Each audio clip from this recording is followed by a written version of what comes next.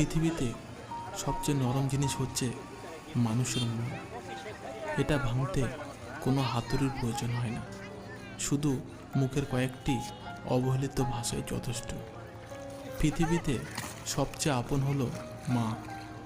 কেউ যদি অবহেলা করে, দোষ তার নয়, দোষ নিজের। কারণ তুমি তার কাছ থেকে বেশি আশা করে ফেলেছ।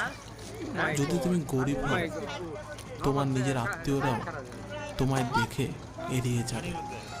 আর যদি তুমি ধনী হও, তাহলে তোমার দূর সম্পর্কের আত্মীয়রাও রোজ দুবেলা করে তোমার খোঁজ নেবে।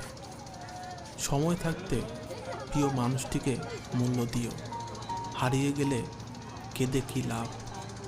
সম্পর্ক টিকিয়ে রাখার ইচ্ছা যদি দুপাশ থেকেই থাকে, তবে কোনো সম্পর্কই ভাঙা সম্ভব নয়।